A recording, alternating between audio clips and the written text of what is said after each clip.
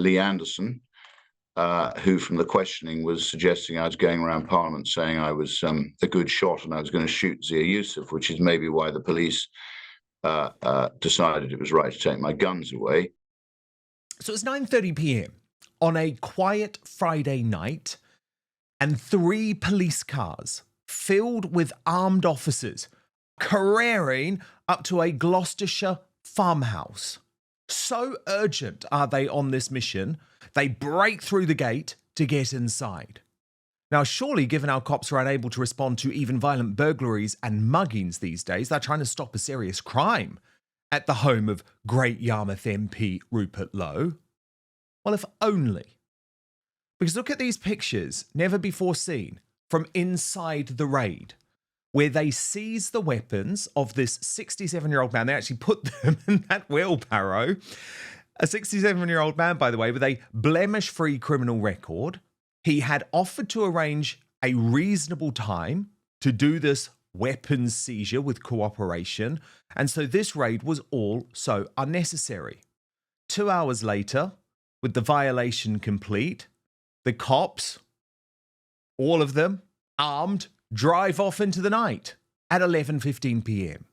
And why this matters and why I wanted to show it to you today is because this is the real-world consequence of lawfare against those of us with views that resonate with the vast majority of the population, like mass deportation. But what's so shocking, and as I have reported for many weeks now, this case that Rupert was facing, the weaponisation of our police and justice system, it was all happening because of his own side. He had been reported to the cops by the chairman of his party, Zia Yusuf, for hurty words, just weeks after he was endorsed to lead the party by Elon Musk, and just days after he offered some, let's be honest, very mild criticism of the party leader Nigel Farage in the Daily Mail. This week, yesterday in fact, his 2-month nightmare came to an end. The CPS dropped all charges. There was no case to answer, there never was. But hundreds of hours of police time and resources has been wasted. And despite those within Reform asking him to go quietly, Rupert has decided this disgraceful case marks the real beginning of his political career, certainly not the end. Here's how his statement waging war on Nigel Farage was covered yesterday morning on GB News. His charisma. No, that's right. I'm just going to have to stop you there because we have got a response from Rupert Lowe to read. The Metropolitan Police have today confirmed that they are dropping their investigation into the false allegations that I made threats against the Reform Party chairman.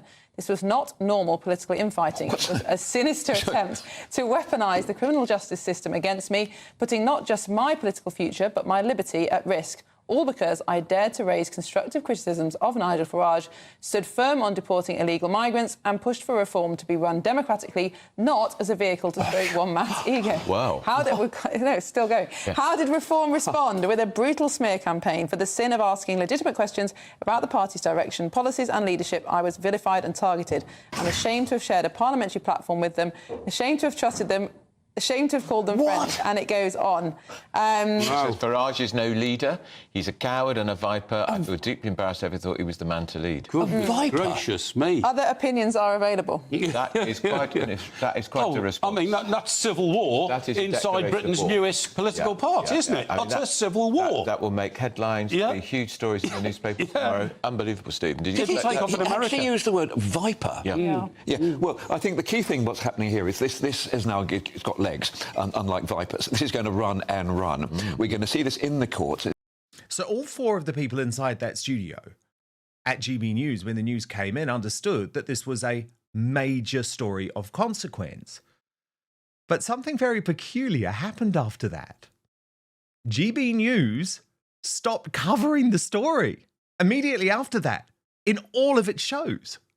Indeed, when Reform's chief whip, Lee Anderson, entered the GB News studio at 4 o'clock for an interview with his BFF, Martin Daubney, there was not one mention of the charges being dropped. Matt Goodwin didn't mention a word about it either. No primetime host did last night at all. Instead, they continued to offer coverage of Reform's poll surge. Public, and we are witnessing now, as a consequence of this refusal on the part of Westminster to listen to the forgotten majority, a new political revolt, the likes of which we've never really seen since the rise of the Labour Party in the early 20th century. The rise of Reform represents the most significant assault on the two-party system since the rise of the Labour movement. And that might be true. But to simply ignore Rupert Lowe being cleared is not doing your due diligence as journalists. And I'm going to tell you why it happened as well. It happened at the behest of Nigel Farage, who has put his station on notice that he simply will not tolerate any negative coverage of the Reform UK Civil War. He will not tolerate Rupert Lowe being covered as a force in politics whatsoever. But here's my problem. We need honesty in our right-wing media ecosystem, and pretending that Zia Yusuf has not used the dastardly tactics of the woke left to try and silence and destroy his own best-performing MP is intellectually dishonest. I actually would argue to Reform UK supporters who don't like that, that won't help you in the long run. And I mean, the silence on GB News is particularly astonishing given the Conservative Party have used Rupert's statement on its own X account, meaning this is very much a political story. There's the quote. Farage is a coward and a viper. Reform's new 5th MP, Sarah Pochin, was asked about the story by the British Bashing Corporation last night. He also said, he warned the country that Nigel Farage must never be Prime Minister. That's a heck of a warning to voters, isn't it? Well, and as I say, look what's happened in these recent elections. We've got 677 councillors elected. We have control of 10 councils now. We had a historic win in Runcorn and Helsby, and we have effectively, I've now replaced Rupert Lowe back up to 5 MPs, and we've had 2 mayoral elections. So a huge night for Reform. No one can take that away from Reform. So I really think this is white noise around what is a huge, energetic movement now of Reform coming across the country and coming for the other 2 parties. But is it really white noise, given the way the so-called online right, now led by Rupert Lowe, has completely changed the policy discussion in this country on immigration, on mass deportations, forcing this humiliating U-turn from Keir Starmer, and also a changed policy position from the Conservatives and Reform UK. Reform's leadership, though, have decided that their position is to deride Rupert as a man who should be forgotten and silenced by people like me. Isabel Oakeshott posted on X last night, "I know the dying Tory party wishes it were true, but there is no row engulfing Reform. There is one embittered ex-member making a lot of noise. I think we've seen that voters don't care." And her partner, the party's deputy leader, Richard Tice, pushed that narrative during an appearance on Times Radio. The CPS have decided there was not sufficient evidence to carry out a prosecution. But look, that situation, frankly, it's done and dusted, and we've had an election in the interim, and despite all of the things that he has said, the voters voted very clearly with their ballot papers, massively in favour of Reform, and, you know, frankly, that is it's fish and chip paper. It's old news. We're moving on. We're soaring in the polls, and frankly, if you went around most of the country and stopped people on the high street, they would say, "Rupert who?" But the grassroots of Reform hate that approach. They remain horrified. World by Wolf summed it up on X, writing, "The Farage cult say Rupert Lowe should get over it and back Reform. Nigel Farage and Zia Yusuf tried to take away his freedom and send him to prison. Then they ran a dementia smear campaign against him. That's not just political rough and tumble, it's criminal behaviour." And those people hope it's Rupert, not Nigel, who will lead the much-needed British political revolution. As Scott Lewis of the Great British Pack noted poetically, it's not the Tory party you should be worried about. It's Rupert Lowe and Ben Habib. 2 men who didn't pander, don't flinch, and don't bow to the machine. They don't dance around the truth, and that's exactly why Reform tried to silence one and sideline the other. That smear campaign, right out of the establishment's playbook. Yes, Reform are doing well, but don't get comfortable. They're not loyal, they're trapped. The only reason they stay is because they think there's no alternative. That illusion is about to be shattered. Reform's most popular MP is the man you tried to bury because he wouldn't bend the knee. Farage will. You all will. That's why your tank is rolling left while your base is burning right. What's coming isn't a row, it's a reckoning. You haven't lost vote to the Tories, you're about to lose them to truth. And his name is Rupert Lowe. And Rupert speaks for the first time now live. But first, some struggle to fall asleep, others struggle to stay asleep, and many wake in the night with racing thoughts. I have to be honest, I often do, tossing and turning for hours. I found out, though, that saffron is more than just a spice. It's shown in multiple human studies to help you fall asleep faster, stay asleep longer, and wake up refreshed without next-day grogginess. It works by boosting natural melatonin without dependency on morning fog, calming the nervous system, helping your mind unwind, improving mood and stress resilience so you wake up feeling better. Most saffron supplements don't work because they contain cheap, unstandardized saffron cut with fillers or low-potency extracts delivering weak, inconsistent doses.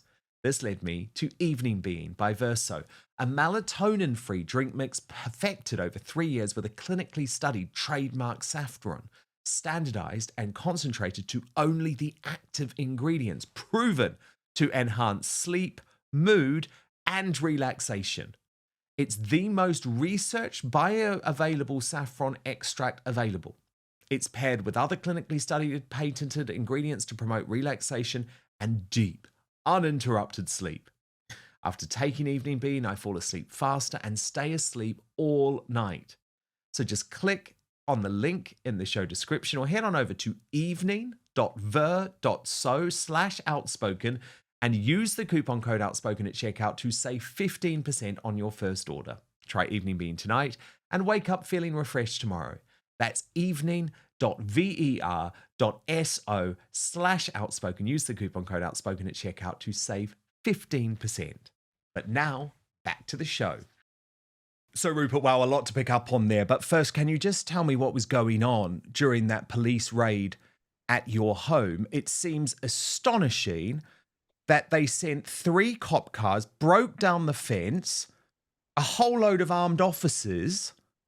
Isn't this why the police in this country is in trouble? The fact that they focus on this rather than real criminals?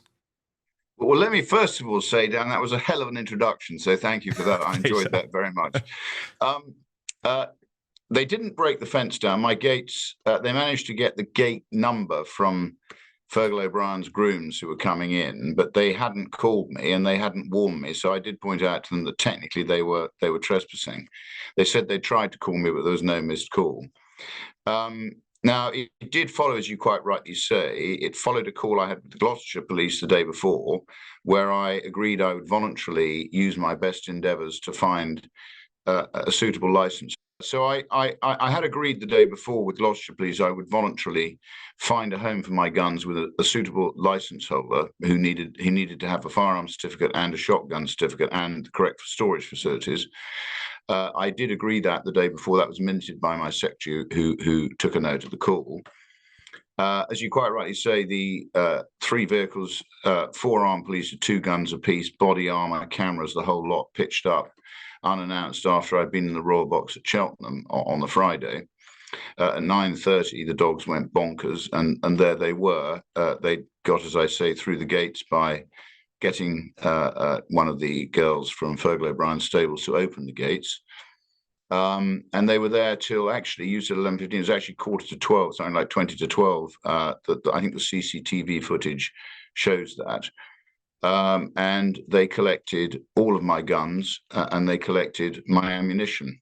And Rupert, this is because what? They thought that it was a serious threat that you might go and shoot Zia Yusuf.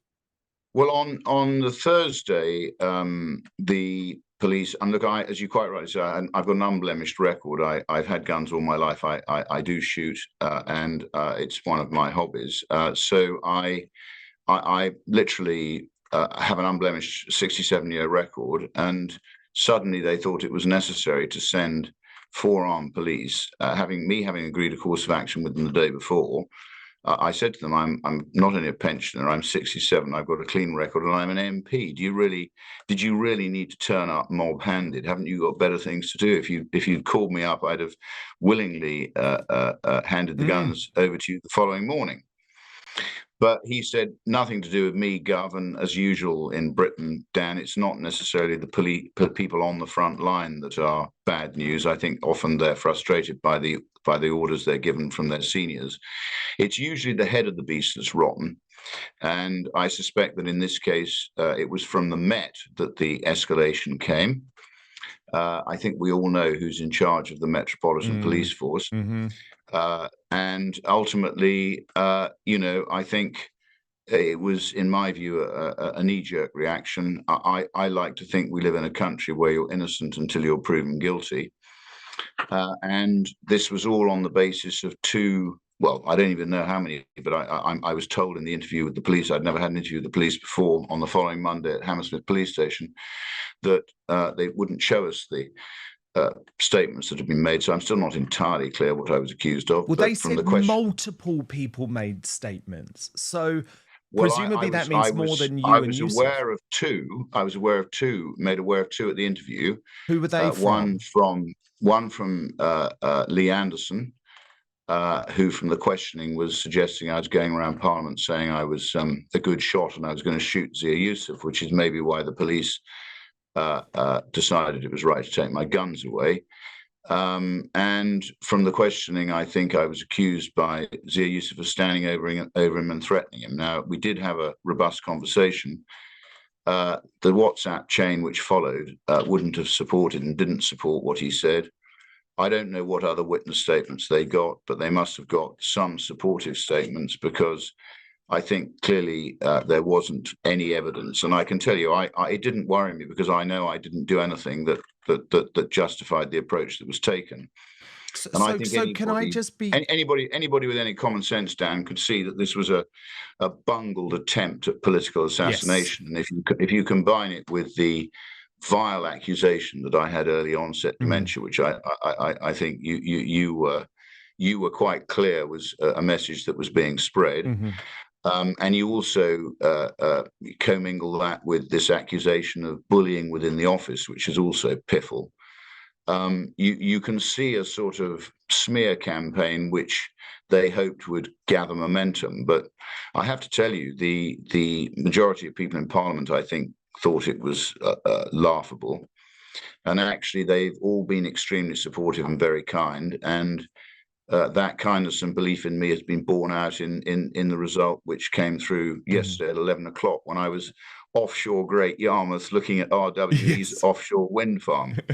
So look, I mean, must have been a big relief. Can I just clarify though about the police though, because are you saying that Lee Anderson and Zia Yusuf have lied to the police? I haven't seen their statements, but from the questioning, I think they have made false statements, and in my opinion, they've wasted police time. Now, whether the police will do anything about that, I don't know. I personally think we do need to now raise this in Parliament, which I intend to do, because I don't know how many other people have suffered on the basis of false statements which the police haven't sufficiently challenged. And the problem is, when somebody makes a statement, the police don't necessarily analyze the validity of that statement before they take action against the individual. That statement is considered to be, according to my law, as evidence. So even though I was in the room with Zia on one-on-one, and Lee's view of life was completely subjective and bears absolutely no resemblance to reality, I think, I genuinely think, look, this was an attempt at political assassination. The other thing the police did was, of course, leak my name, which they shouldn't do. And if you read the guidance, the police should keep both the investigation and any escalation to the CPS, which I understand is quite normal for an MP. That should all be kept private. So this should never have been made public. because once the case is dropped, then there's no necessity for it to be made public. Obviously, if somebody's charged, then there's a necessity. Now, had I been charged, and I'm sure there are people in this country who do get charged unfairly, correct, and lawfare is used against them, because I think, as Tacitus said, in a world of, I think he said, the more laws, the more corrupt the state. And I think we've got to that stage, Dan. So whether it's the tax manual at 21,500 pages or any aspect of, if you like, regulation, licensing, or the generally oppressive nature of the state, there are so many loose ends that if you want to mark somebody, you can find a way of doing that, because probably in our daily lives, all of us break one law, one regulation, one license, or we do something which, if the state wants to pursue lawfare against you, they're capable of doing, which is, I think, why Tacitus said what he said. So, look, I really think this is a vile example of political man-marking. I don't think MPs should be doing this to each other. I don't think parties should be doing this to their members. And are you still intending to sue Nigel Farage, Lee Anderson, I've issued a 16-page letter before action to Reform, to Zia Yusuf and to Lee Anderson, which explains why, but it requires an apology and it requires my legal costs to be paid. If that doesn't happen, then I will issue proceedings and we will go to the High Court for libel and defamation. So look, this has been a bungled attempt at political assassination. If it goes to court, it will all come out in the public domain, because, as you know, court proceedings are public. And look, you've just been to Lucy Connolly's appeal, and I frankly think the way Lucy Connolly has been treated is disgusting.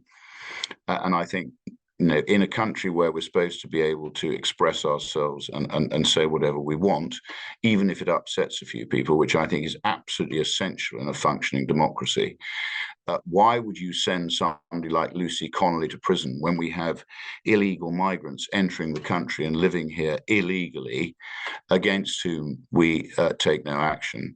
And we also have multiple examples of rape gangs which have been operating across many counties and towns in Britain, allied to county lines drug dealing. And a lot of those people have not been brought to book. And I know of a number of instances where files have been handed to the police with a cut and dried case of whether it's fraud or whatever. And if they don't want to pursue it, they don't bother. So they're able to be extremely subjective about how they deal with these things. And I think I'm right in saying the man who runs the CPS is a chap called Robinson, again, quite close to the organs of the state, and Keir Starmer and Mr. Herman and various other people. So look, I think, Dan, this is a conversation which needs to be had in Parliament. And I think we need to get at why people in Britain are being denied the right of free speech, why they're being denied a number of what I would call freedoms, it's which are necessary. Because we know lawfare is only against people on our side of politics, Rupert. No one is going, and by the way, I'm not suggesting it, but no one is going to arrest Gary Lineker for his anti-Semitic tweet, Instagram post, for example. But look, Rupert, what I want to do, because I certainly agree, Dan, the left is far more intolerant of our view than we are of theirs. And we're not asking for them to be arrested. We're just asking for us not to be arrested. Let us have our free speech. Thank you so much for watching Dan Wootton Outspoken. Please click on my face just to the bottom left to subscribe to this brand new independent news source and turn on the notification bell so you'll be alerted to our brand new live shows, uncancelled interviews and special royal episodes. Outspoken is also now available as a podcast, so you can listen to the show every weekday on the go wherever you are.